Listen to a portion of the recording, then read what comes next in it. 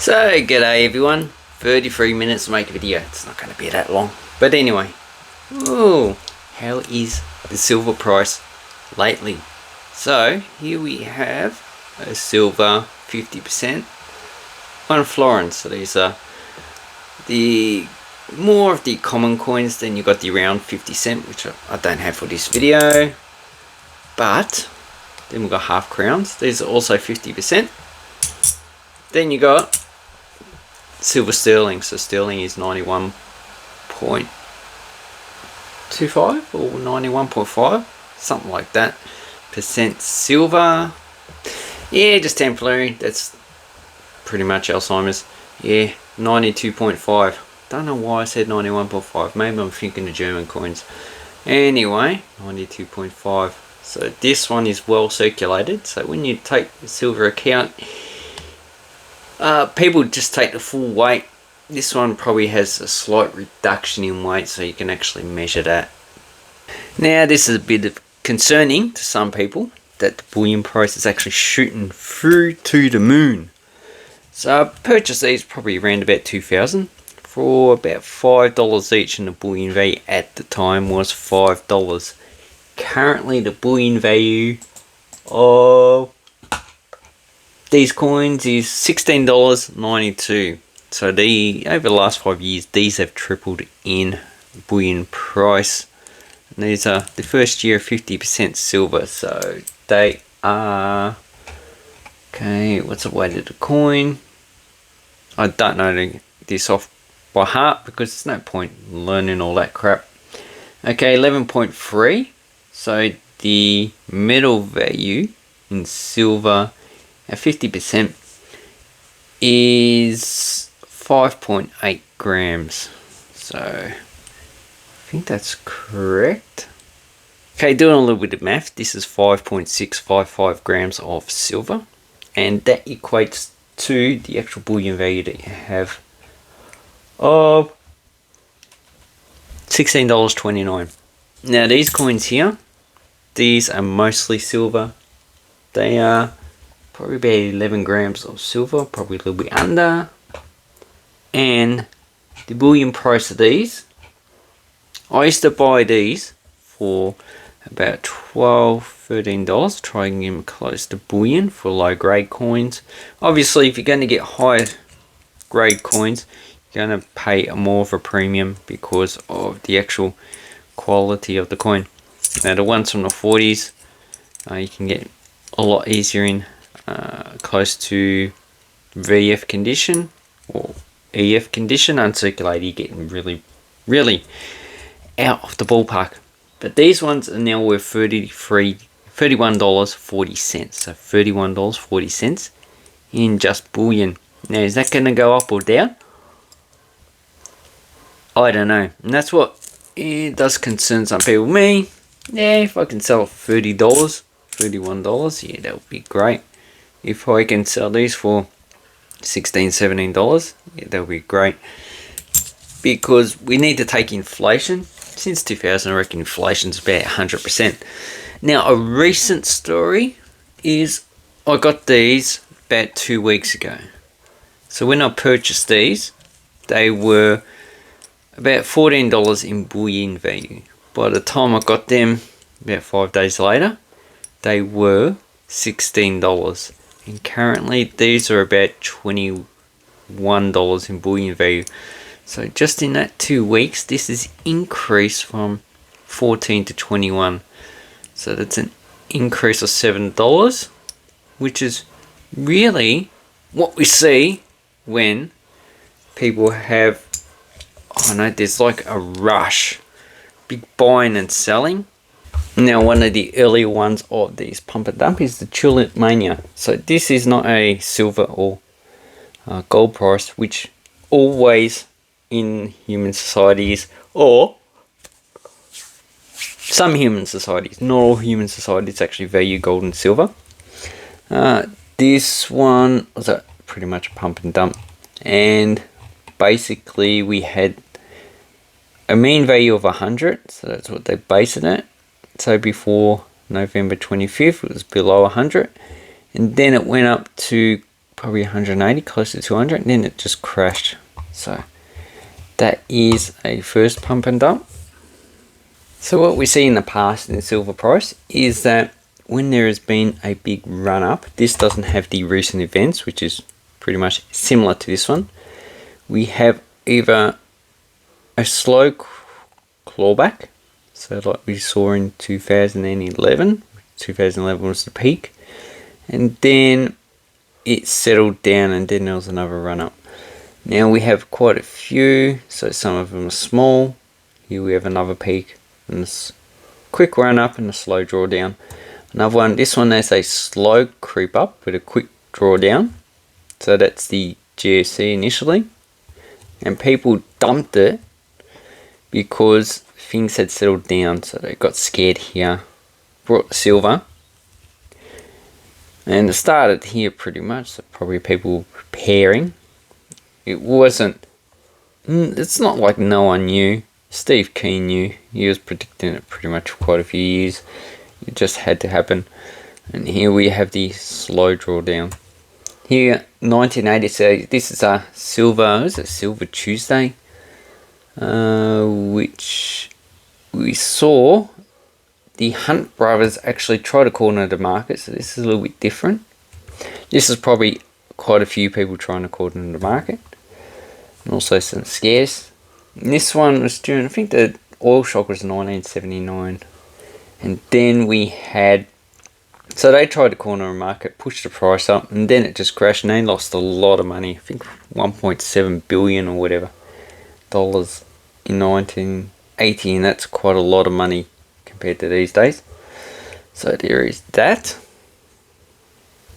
So that's what I mean. You use these graphs, you can see that there's where there is a peak is usually a drawdown, and the price, so this is $2022, is probably under $10. Hasn't been that way since 2006. It's around about probably about $15 seems to be the average, excluding these areas.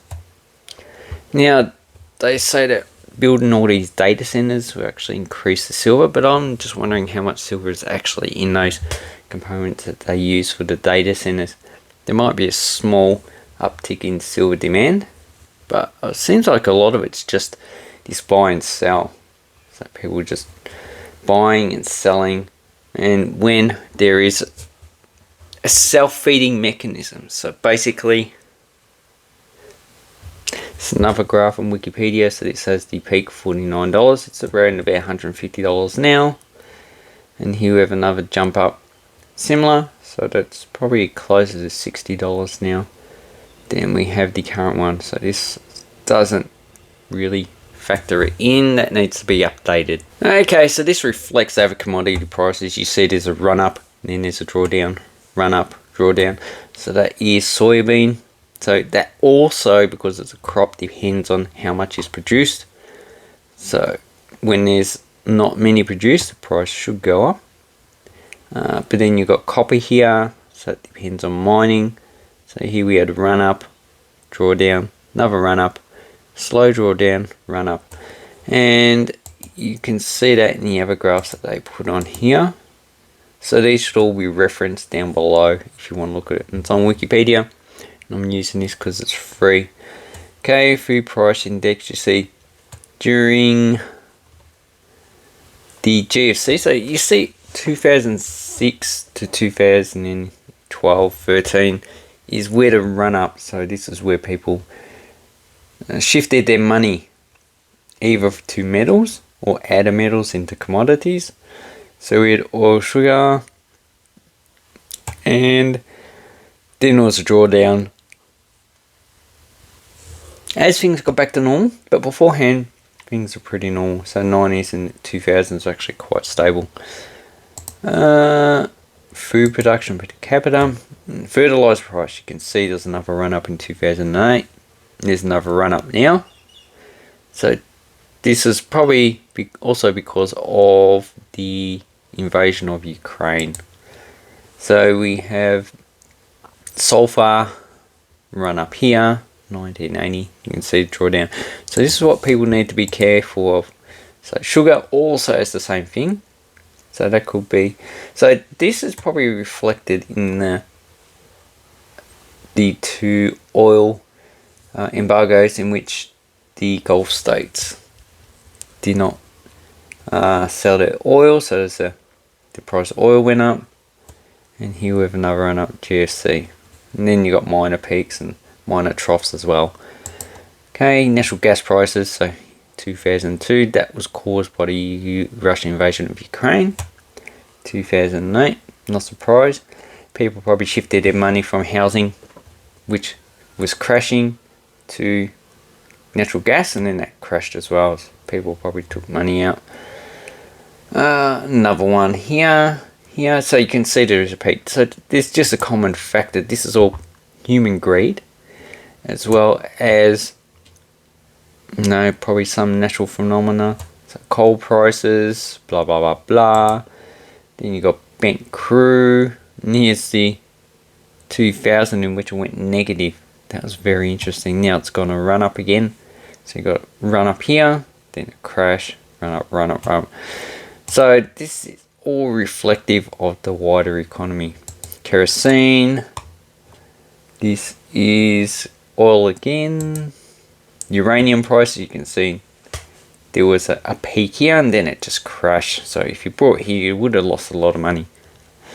And then it hasn't reached this peak again, and you get another peak here, another peak here. So really, now, is there more uranium power stations? Yeah, probably is. That probably also reflects the increase in price, and there's no increase in mining, or maybe there is an increase in mining. Gold prices. So here we have the actual price in dollars of the day, so 850. That's reflected in 2025 as 3,480, and that's higher than what you need now. So if you purchased it in 1980, you would have had to wait 45 years just to make your money back with inflation. Cash value, yeah, you would have made it back in 2011, but not inflation value. So that is slightly smaller. Okay, so when you look at the silver and the gold price, you need to look at the inflation. Okay, it's no good looking at just the cash value. That doesn't reflect on what you can actually buy and sell with a fiat. But with inflation, it's pretty much tied to inflation, and it's reflecting what your gold and silver can buy. Okay, silver prices. So this one is just the cash without inflation.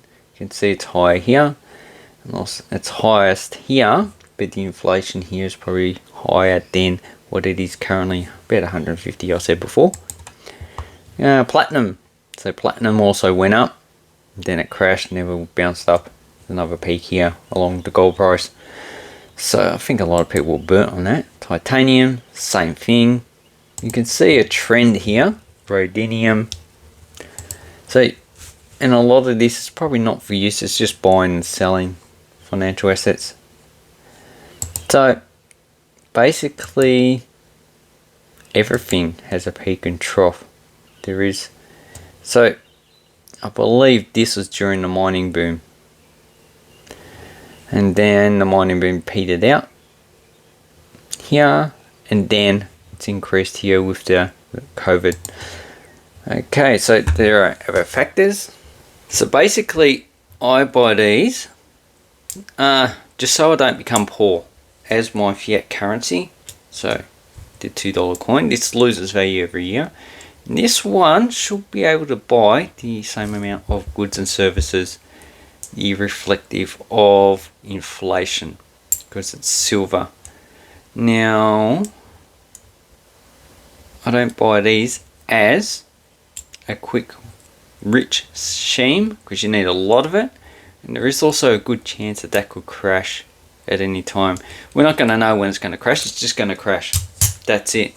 So, but will they actually ever use these for coins in circulation? No, there's probably not enough silver that they can actually use it for. And if they did, the amount of silver in the coins would actually be quite low. So, and also these are actually quite easily to counterfeit as well. So you need to actually buy a lot of equipment, XRF machines, anything to determine silver. You can use weight and you can use magnets and stuff like that, but even they can actually make these coins out of silver themselves and just sell it. So a lot of these coins just sell higher than the actual silver value. Usually these ones with George the 5th, so this guy here, are pretty low mintage, so there is an extra numismatic premium that you're going to have associated with these coins. Anyway, hope this helps you with your coin and banknote collecting. Just something about the silver price, and this is all in Australian or US dollars, so you can evaluate it yourself, check out the data and the history. But as for me, I'm just probably not going to buy that much silver at the moment, just in case in the future it does go down, I don't know, to like $50. It's like buying these banknotes. So this is a 20 Reichsmark from 1929. As you can see, it's quite damaged. Really, this one's not really even worth $1. So I just keep it and show people. Anyway, thank you very much. Have an awesome coin banknote collecting time. Just remember, fiat currency, good as history and also art, but basically worthless in the long run. Buy rocks.